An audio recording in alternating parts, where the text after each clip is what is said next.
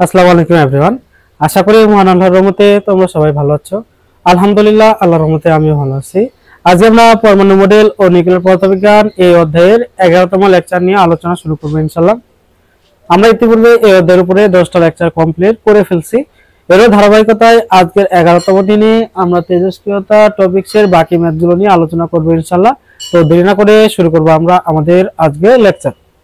আজকে প্রথমে আমরা যে প্রশ্নটা নিয়ে আলোচনা করব সেটা হচ্ছে ভাইয়া, ইউরেনিয়াম 92-235 এর প্রাথমিক পরিমাণ হচ্ছে 3 মিলিগ্রাম এবং এর অর্ধেক ওরা বলছে 2.48 × 10⁵ এত বছর। ঠিক আছে, তো ঠিক আছে, এটা উদ্দীপকেরা বলছে। তারপর প্রথম প্রশ্ন বলছে ৬২,০০০ বছর পর অবিকৃত ইউরেনিয়ামের পরিমাণ কত, সেটা আমাদের বের করা লাগবে। ঠিক আছে, তো আমরা যদি এখন এটা অ্যানসার করতে চাই, এক নাম্বার আমরা পড়ছিলাম যে অবিকৃত মানে টি সময় পরে অবিকৃত পরমাণু সংখ্যা বা ভরের পরিমাণ, এই সূত্রটা আমরা আলোচনা করছিলাম। তাহলে অবিকৃত ভরের যে সূত্রটা ছিল ভাইয়া, সেটা ছিল m = m0 e⁻ λ × ঠিক আছে, এখানে কোনটা দ্বারা কি বোঝাচ্ছে আমরা এটা অবশ্যই জানি। ঠিক আছে, এখানে m ছিল টি সময় পর অবিকৃত ভরের পরিমাণ। ঠিক আছে, আর m0 ছিল আদি ভর সংখ্যা মানে আদি ভরের পরিমাণ, ল্যামডা মান তো আমরা সবাই জানি এটা ছিল অবক্ষয় ধ্রুবক, আর টি তো হচ্ছে নির্দিষ্ট সময়। আচ্ছা, তাহলে এখানে দেখো, এখানে সময়ের মান ওরা বলছে কত বছর, ৬২,০০০ বছর পর অবিকৃত ইউরেনিয়ামের পরিমাণ কত। তাহলে দেখো আমি যদি কাজটা করি, আদিতে যে ভর ছিল সেটা হচ্ছে ভাইয়া 3 মিলিগ্রাম, আদি ভর হচ্ছে 3 মিলিগ্রাম ইন্টু e⁻ λ। আচ্ছা, এখানে যেহেতু ওরা অধ্যায় বলছে তাহলে আমরা এই সূত্রটা জানি। ঠিক আছে, λ = ln2/t হাফ, এই সূত্রটা আমরা সবাই জানি। ঠিক আছে, তাহলে এখন ল্যামডার জায়গায় আমি লিখবো ln2 হচ্ছে t হাফ, আর টি তো হচ্ছে নির্দিষ্ট সময়, সেটা হচ্ছে কত ভাই, ৬২,০০০ বছর, 62000। তাহলে আমি যদি এখন মানগুলো বসাই, 3 × e⁻ ln2 তো একটা নির্দিষ্ট মান। আচ্ছা, টি হাফ অর্ধেক ওরা কথা বলছে 2.48 10⁵ এত বছর, 2.48 × 10⁵। আচ্ছা, আর সময় হচ্ছে ৬২,০০০ বছর। তাহলে অতএব m এর মান কত ভাই, আমি যদি এই ক্যালকুলেশনটা করি তাহলে আমি অবিকৃত ভরের পরিমাণটা পেয়ে যাব। ঠিক আছে, তাহলে আমরা ক্যালকুলেশন করব এখন 3 × e⁻ ln2 নিচে হচ্ছে টি হাফ অর্থাৎ 2.48 10⁵ × 62000। তাহলে এই ভরের যে পরিমাণ সেটা হচ্ছে আমাদের 2.523। আচ্ছা, প্রথমে আমরা ভরের একক বসাইছিলাম ভাই মিলিগ্রামে, তাহলে এখানে যে এককটা আমরা পাবো সেটা হবে কি মিলিগ্রামে, আর এটা হচ্ছে আমাদের প্রথম প্রশ্নের অ্যানসার। আশা করি আমরা এই প্রশ্নটা সবাই বুঝতে পারছি। ঠিক আছে, তো আমি এটা মুছলাম ভাইয়া, আমি এটা মুছলাম। এরপরে আমরা 2 নম্বরটা নিয়ে আলোচনা করব।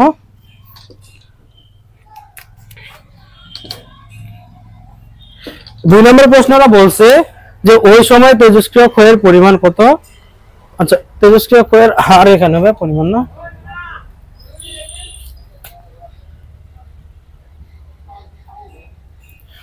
বলছে ওই সময় তেজস্ক্রিয় ক্ষয়ের হার কত, সেই মানটা আমাদের বের করা লাগবে। আমরা যখন তেজস্ক্রিয়তা টপিকটা নিয়ে প্রথমে আলোচনা করি তখন তেজস্ক্রিয় ক্ষয়ের হারের যে সূত্রটা ছিল সেই সূত্রটা নিয়ে আমরা কথা বলছিলাম। সূত্রটা কি ছিল ভাই,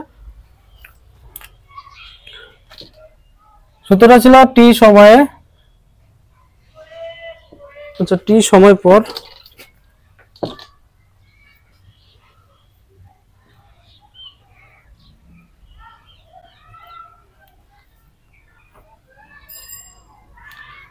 টি সময় পরে তেজস্ক্রিয় ক্ষয়ের হার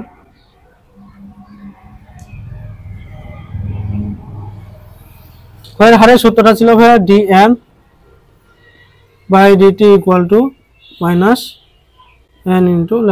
এই সূত্রটা আমরা প্রথম যখন তেজস্ক্রিয়তা নিয়ে আলোচনা করতেছিলাম তখনই আলোচনা করছিলাম। অর্থাৎ তেজস্ক্রিয় ক্ষয়ের হার হচ্ছে -n × λ এর সমান। এখানে n ছিল এই টি সময় পরে অবশিষ্ট পরমাণুর সংখ্যা, আর ল্যামডা ছিল কি ভাইয়া অবক্ষয় ধ্রুবক। যেহেতু আচ্ছা এখানে মাইনাসের সিগনিফিকেন্ট কি ছিল ভাইয়া, এখানে মাইনাস দ্বারা আমরা বুঝতাম যে ক্ষয় ঘটতেছে, যেহেতু আমরা ক্ষয় ঘটতেছে লিখছি ওই জন্য আমরা মাইনাস দিলাম না, ঠিক আছে, এটা ব্যাপার না। আচ্ছা তাহলে তেজস্ক্রিয় ক্ষয়ের হার যদি বের করতে চাই তাহলে আমার মানে ওই সময় পর, অর্থাৎ এখানে যে বলছে ওই সময় পর, এখানে ওরা বোঝাচ্ছে এই ৬২,০০০ বছর পরে তেজস্ক্রিয় ক্ষয়ের হার কত সেটা আমাদের বের করা লাগবে। তাহলে আমাকে এখন আগে এটা বের করা লাগবে যে ৬২,০০০ বছর পর এই অবশিষ্ট পরমাণু সংখ্যা কত, সেই মানটা আমাদের বের করা লাগবে। আর ল্যামডার মানটা আমরা এই যে অধ্যায় থেকে ল্যামডার মান আমরা পেয়ে যাব। আচ্ছা যখন আমরা ১ নম্বর প্রশ্ন সলভ করলাম তখন অবশিষ্ট ভর যেটা পাইছিলাম সেটা কত ছিল ভাই, 2.523 এত মিলিগ্রাম, আর এটাকে যদি গ্রামে প্রকাশ করি আমরা 2.523 ইন্টু 10⁻³ এত গ্রাম, মানে ১০০০ দ্বারা ভাগ করে আমি গ্রামে প্রকাশ করে নিচ্ছি। আমার যেহেতু এখানে পরমাণু সংখ্যা লাগবে আর এখানে আছে অবশিষ্ট ভর এর পরিমাণ, এজন্য আমাকে এই ভরটাকে এখন পরমাণু সংখ্যায় পরিণত করা লাগবে। আমরা একটা কেমিস্ট্রিতে বিখ্যাত সূত্র পড়ছিলাম, সেটা হচ্ছে মোল সংখ্যা n = ভর বাই আণবিক ভর বা পরমাণুর জন্য পারমাণবিক ভর ইকুয়াল টু ওই যে পরমাণু সংখ্যা বাই অ্যাভোগাড্রোর সংখ্যা। এটা ছিল একটা নির্দিষ্ট মান, এই মানটা ছিল 6.023 ইন্টু 10⁻23 অ্যাভোগাড্রোর সংখ্যা একটা নির্দিষ্ট মান ছিল, ঠিক আছে। আচ্ছা যাই হোক, এখন দেখো বিষয়টা আমার যেহেতু ভর আছে আমার পরমাণু সংখ্যায় পরিণত করা লাগবে, তাহলে আমি পরমাণু সংখ্যা সমান কি লিখতে পারবো, W/m ইন্টু n, ঠিক আছে ভাই। তাহলে এখানে আমি n এর জায়গায় এই মানটা আমি বসাই দিতে পারবো। তাহলে দেখো n এর জায়গায় আমি কি লিখবো, W/m ইন্টু n, আর ল্যামডার জায়গায় আমি লিখবো ln2/t হাফ, ঠিক আছে।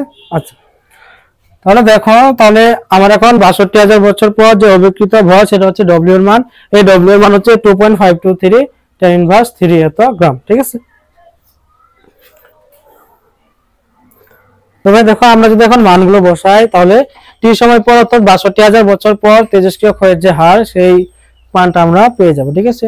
তাহলে দেখো আমার এখানে অবিকৃত ভর অর্থাৎ এই ৬২,০০০ বছর পর অবিকৃত যে ভর সেটা আমরা আগের প্রশ্নে বের করছিলাম 2.523 10⁻³ এত গ্রাম। তাহলে আমি যে মানটা বসাই সেটা হচ্ছে 2.523 ইনটু 10⁻³ গ্রাম, আর এই যে ইউরেনিয়ামের পারমাণবিক ভর ওরা বলছে 235, ঠিক আছে, ইনটু n হচ্ছে অ্যাভোগাড্রোর সংখ্যা, এই মানটা নির্দিষ্ট, এটা হচ্ছে 6.023 ইনটু 10⁻23 ইনটু ln2, আর টি হাফ এর মান হচ্ছে ভাই কত, এই যে অধ্যায়ের মান হচ্ছে 2.48 ইনটু 10⁻5 এত বছর। তাহলে আমি যদি এই ক্যালকুলেশনটা এখন বের করতে পারি তাহলে আমার সেই কাঙ্ক্ষিত উত্তর চলে আসবে, ঠিক আছে। তো দেখো আমরা এখন ক্যালকুলেশনটা করব, 2.523 10⁻³ 235 6.023 10⁻23 ইনটু ln2 হচ্ছে 2.48 10⁻5। তাহলে এই যে অ্যানসারটা সেটা হচ্ছে 1.807 ইনটু 10⁻13 1.807 ইনটু 10⁻13, ঠিক আছে। তার মানে এই যে ৬২,০০০ বছর পর যে তেজস্ক্রিয় ক্ষয়ের হার সেই মানটা হচ্ছে 1.807 10⁻13 এত। আচ্ছা এখানে একটা ইউনিট লেখা লাগবে, তাই না?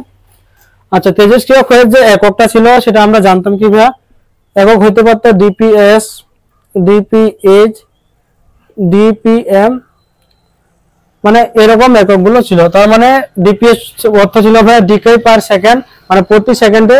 যদি আমাকে বলতো 10 ডিপিএস, তার মানে আমরা বুঝতাম প্রতি সেকেন্ডে 10টা করে পরমাণুর ভাঙন ঘটতেছে। যদি বলতো 10 ডিপিএইচ, এটা অর্থ 10 ডিপিএইচ অর্থ হচ্ছে প্রতি ঘন্টায় 10টা করে পরমাণুর ভাঙন ঘটতেছে।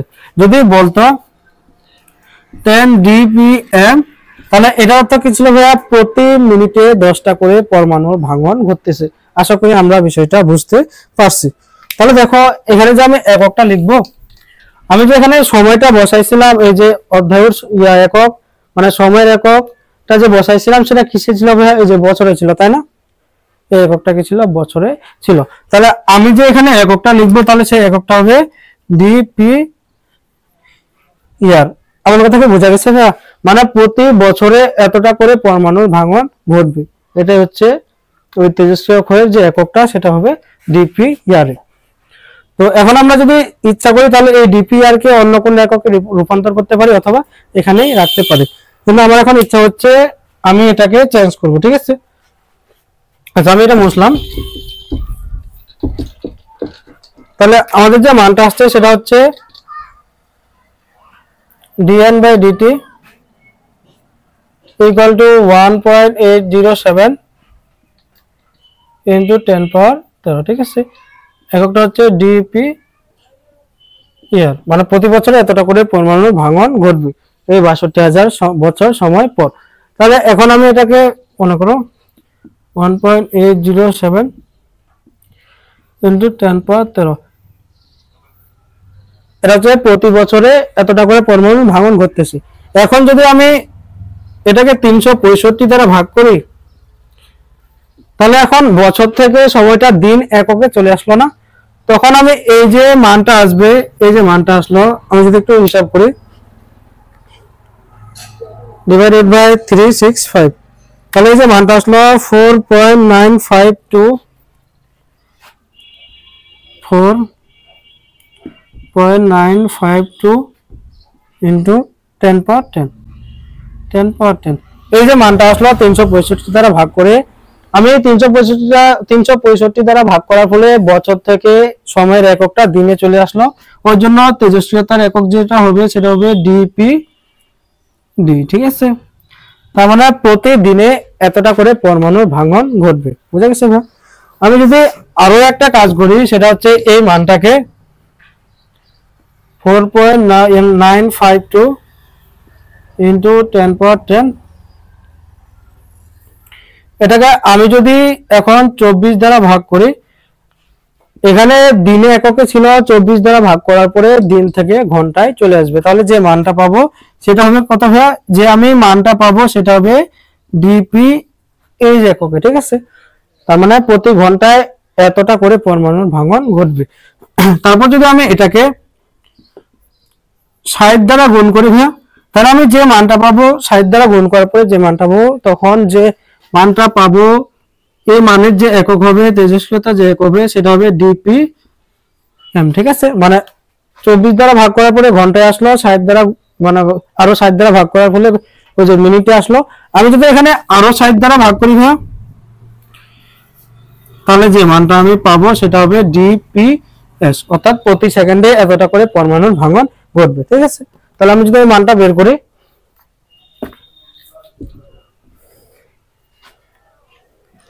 4.952 10^10 divided by 24 into 60 into 60, তাহলে যে মানটা আসছে সেটা হচ্ছে 573,148.148, তার মানে এই যে 573,148.148, এই মানটা যে পাইলাম এর যে এককটা হবে সেটা হবে কি ভাই? ডিপিএস, মানে প্রতি সেকেন্ডে এতটা করে পরমাণুর ভাঙন ঘটবে। কেউ যদি ইচ্ছা করে সে এখানে রাখবে, তার ব্যক্তিগত ব্যাপার। কারো যদি ইচ্ছা হয় সে ডিপিএস এ প্রকাশ করবে, সেটা তার একান্তই ব্যক্তিগত ব্যাপার। ঠিক আছে, আমাদের মূল কথা হচ্ছে আমাদের প্রশ্নটার যে সমাধানটা, সেই সমাধানের যে নিয়মটা সেটা আমরা বুঝতে পারছি কিনা, এটা হচ্ছে আমাদের মেইন লক্ষ্য। আশা করি আমরা সবাই এটা বুঝছি। আমি মুসলাম এটা।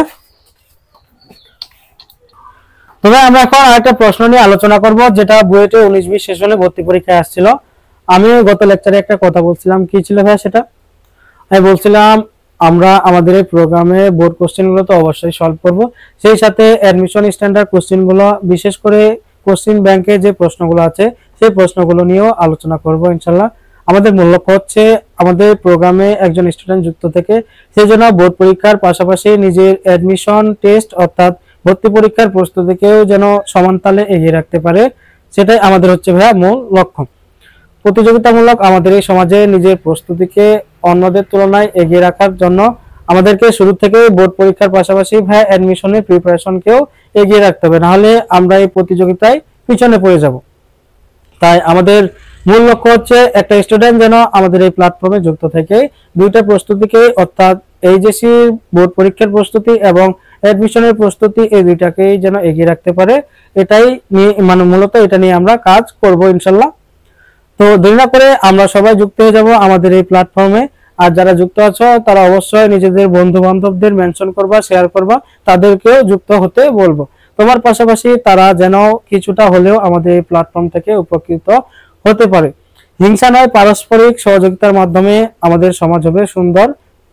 তাই আমরা সকলকেই মানে আমাদের বন্ধু বান্ধব সকলকে এই প্ল্যাটফর্মে যুক্ত হওয়ার জন্য আহ্বান করব, সকলকে দাওয়াত দিব। ঠিক আছে ভাই? তো আমরা এখন যে প্রশ্নটা নিয়ে আলোচনা করব সেটা হচ্ছে মানে বুয়েট 19-20 সেশনে আসছিল, বলা হচ্ছে তেজস্ক্রিয় আইসোটোপের 8.6 মাইক্রো কুড়ি পরিমাণ একটি ডোজ ইনজেকশনের মাধ্যমে প্রদান করা হলো। মানে একজন রোগীকে এই পরিমাণ ডোজ ইনজেকশনের মাধ্যমে ওরা প্রদান করছে। আইসোটোপের অর্ধজীবন মানে অর্ধেক হচ্ছে 3 ঘন্টা। তারপর বলছে আইসোটোপটির কতগুলো আদি নিউক্লিয়াস ইনজেকশনের মাধ্যমে প্রদান করা হয়েছিল। আচ্ছা, এখানে একটা কথা বলছে 8.60 মাইক্রো কুড়ি। ঠিক আছে, 8.60 এত মাইক্রো কুড়ি। ঠিক আছে, মাইক্রো মানে কুড়ি হচ্ছে তেজস্ক্রিয়তার একটা একক। আমরা মানে বিগত লেকচারগুলোতে তেজস্ক্রিয়তার একক হিসাবে আমরা পড়ছিলাম ডিপিএস, ডিপিএইচ, ডিপিএম বা এই টাইপের আমরা এককগুলো পড়ছিলাম। ঠিক আছে ভাই? আচ্ছা, তাহলে তেজস্ক্রিয়তার যে কয়েকটা একক রয়েছে তার মধ্যে একটা হচ্ছে কুড়ি, তারপর হচ্ছে বেকেরেল। আচ্ছা, আরো দু একটা একক রয়েছে, আমরা আগে এগুলো জানি। আচ্ছা, তেজস্ক্রিয় ক্ষয় ঘটে যখন, যদি মানে একটা একক হচ্ছে আমাদের মনে করো বেকেরেল। ঠিক আছে ভাই? তেজস্ক্রিয়তার একক একটা হচ্ছে বেকেরেল। যদি প্রতি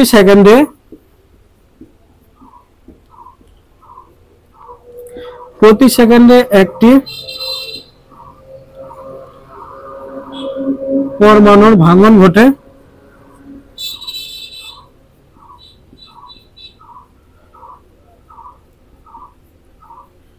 তখন তাকে 1 বেকেরেল বলে। কি বলা হচ্ছে ভাইয়া? যদি তেজস্ক্রিয় ক্ষয় ঘটনের সময় 1 সেকেন্ডে যদি একটা পরমাণুর ভাঙন ঘটে, তখন যে এককটা সেটাকে বলা হয় বেকেরেল। ঠিক আছে, তাহলে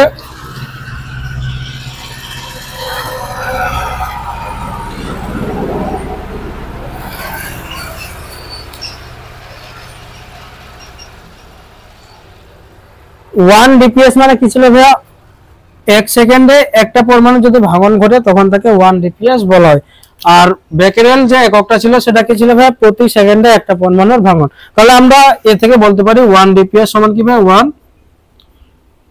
বেকেরেল। বোঝা গেছে? আশা করি আমরা এই ইউনিট কনভারসেশনটা বুঝতে পারছি। মানে 1 সেকেন্ডে যদি একটা পরমাণু ভাঙন ঘটে তখন তাকে 1 বেকেরেল বলা হয়। আর 1 ডিপিএস ইকুয়াল টু তাহলে কি হবে? 1 বেকেরেল। আচ্ছা, আরেকটা একক হচ্ছে কুড়ি। ঠিক আছে ভাই?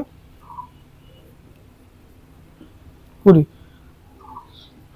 আচ্ছা, 1 কুড়ি সমান কত বেকেরেল, এটা আমাদের জানা লাগবে। ঠিক আছে, তার আগে জানা লাগবে কুড়ি একক কোনটা। আমরা একটু আগে মাত্র জানলাম যে 1 সেকেন্ডে যদি একটা পরমাণুর ভাঙন ঘটে তাহলে তাকে বলা হয় 1 বেকেরেল বা 1 ডিপিএস, অর্থাৎ 1 সেকেন্ডে একটা পরমাণুর ভাঙন ঘটলে তাকে বলা হয় 1 বেকেরেল।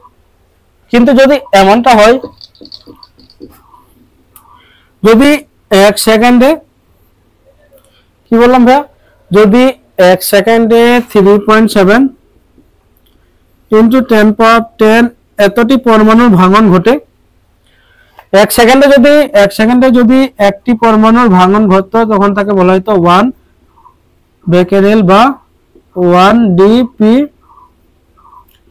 ঠিক আছে, কিন্তু এখন যদি 1 সেকেন্ডে 3.7 × 10⁻10 এতটি পরমাণুর ভাঙন ঘটে তখন তাকে বলা হয় ভাইয়া 1 কুড়ি। আশা করি আমাদের এই এককটা বোঝা গেছে। মানে প্রতি সেকেন্ডে এতটি পরমাণুর ভাঙন ঘটলে তাকে বলা হয় 1 কুড়ি। ঠিক আছে, আচ্ছা তাহলে আমরা এটা লিখতে পারি 1 কুড়ি ইকুয়াল টু 3.7 × 10⁻10 এত বেকেরেল ইকুয়াল টু 3.7 ইন্টু 10 পাওয়ার 10 এত ডিপিএস। আশা করি এই যে কনভারসেশন, আমরা এই কনভারসেশনটা বুঝতে পারছি। কুড়ি ছিল প্রতি সেকেন্ডে 3.7 10 পাওয়ার 10 টি পরমাণুর ভাঙন, আর বেকেরেল হচ্ছে 1 সেকেন্ডে একটা পরমাণুর ভাঙন। এই থেকে আমরা লিখতে পারি 1 কুড়ি সমান 3.7 ইন্টু 10 পাওয়ার 10 এত বেকেরেল। ঠিক আছে, আচ্ছা তাহলে ভাই আমরা যদি এই প্রশ্নটার অ্যানসার করতে চাই,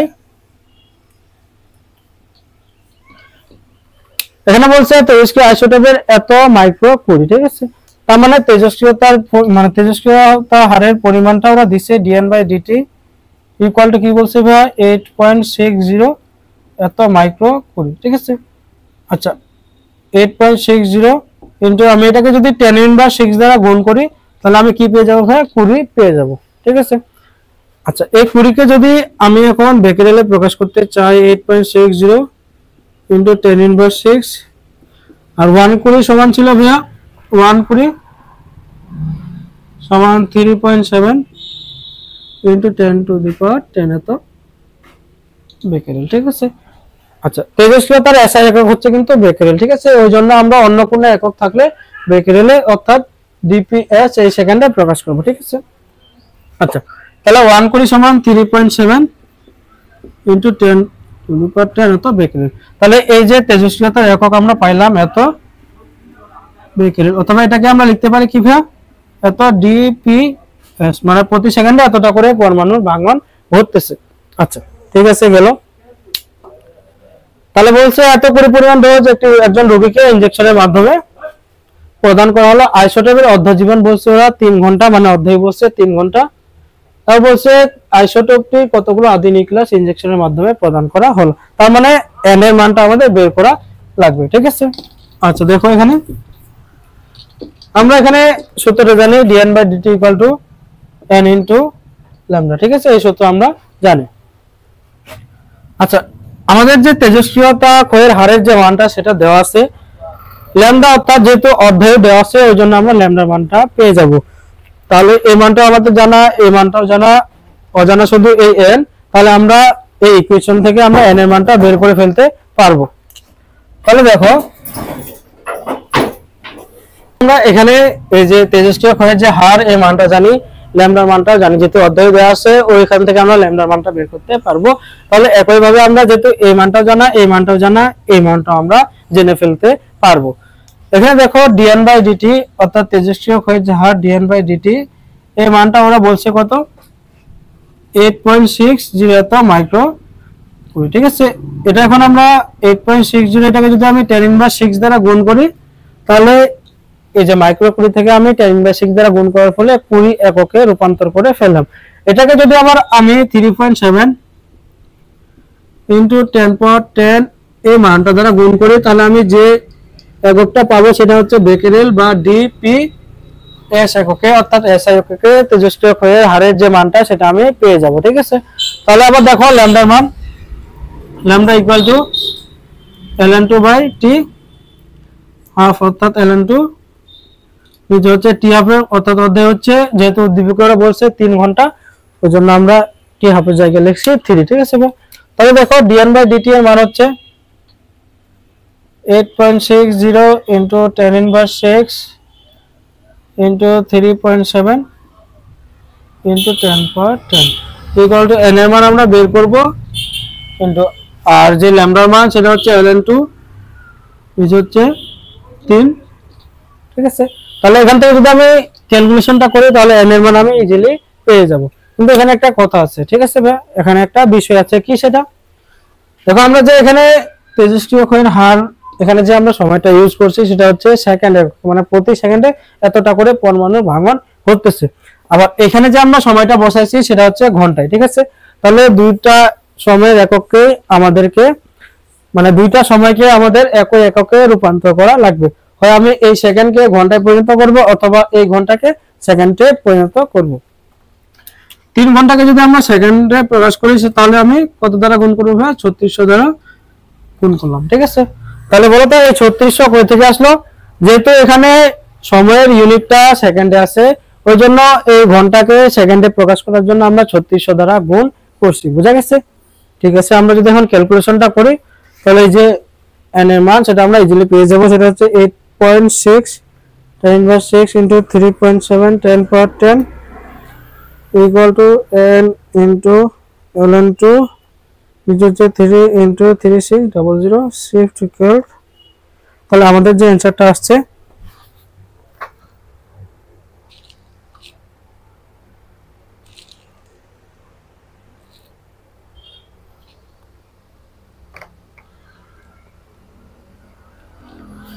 আচ্ছা, আমাদের যে অ্যানসারটা আসছে সেটা হচ্ছে 4.9579। অতএব n equal to 4.9579 into 10 power 9 এত ঠিক। আর এটা হচ্ছে আমাদের অ্যানসার, ঠিক আছে? আশা করি এই প্রশ্নটা অর্থাৎ বুয়েট 19-20 সেশনে যে প্রশ্নটা আসছিল সেটা আমরা বুঝতে পারছি। প্রশ্নে বলা হচ্ছিল এত মাইক্রোকুরি পরিমাণ একটি ডোজ একজন রোগীকে ইনজেকশনের মাধ্যমে প্রদান করা হলো। তারপর অধ্যায় দিছে ওই যে পরমাণুর সংখ্যা মানে নিউক্লিয়াসে ইনজেকশনের মাধ্যমে আইসোটোপে কতগুলো আদি নিউক্লিয়াস ইনজেকশনের মাধ্যমে প্রদান করা হয়েছিল এই মানটা আমাদের বের করতে ওরা বলছে। যেহেতু এই তেজস্ক্রিয় ক্ষয়ের হারের মানটা দিছে ওইখান থেকে আমরা n এর মানটা বের করে ফেললাম ইজিলি, ঠিক আছে? জাস্ট আমাদের এই ইনফরমেশনটা মাথায় রাখা লাগবে। সেটা কি ভাই 1 যে সেই ইনফরমেশনটা হচ্ছে 1 কুড়ি ইকুয়াল টু 3.7 into 10 power 10 এত বেকেরেল, অথবা আমরা এটাকে লিখতে পারি ডিপিএস। বুঝা গেছে? আচ্ছা, আশা করি আমরা এই প্রশ্নটা সবাই বুঝতে পারছি। তবে এটা মুসলাম এটা ভাই। তবে আমরা আমাদের আজকের এই লেকচারটাকে এ পর্যন্তই সীমাবদ্ধ রাখবো। আজকে আমরা মূলত ইঞ্জিনিয়ারিং কোশ্চেন ব্যাংকে যে প্রশ্নগুলো ছিল সেগুলো নিয়ে আলোচনা শুরু করছি। আগামী লেকচারগুলোতে আমরা ইনশাআল্লাহ এই প্রশ্নগুলো আরো ডিটেইলসে সলভ করব। তো দেখা হবে ইনশাআল্লাহ আগামী লেকচারে। সবাই নিয়মিত প্র্যাকটিস করবা, আমাদের এই লেকচারগুলো নিয়মিত দেখবা, নিজের বন্ধুদের মাঝে অবশ্যই শেয়ার দেবা, নিজের সর্বোচ্চটা দিয়ে পরিশ্রম করে নিজের প্রস্তুতিকে অন্যদের তুলনায় এগিয়ে রাখবা। তো দেখা হবে ইনশাআল্লাহ আগামী লেকচারে। সবাইকে সালাম জানিয়ে শেষ করতেছি আমাদের আজকের এই লেকচার। আসসালামু আলাইকুম ওয়া রাহমাতুল্লাহ।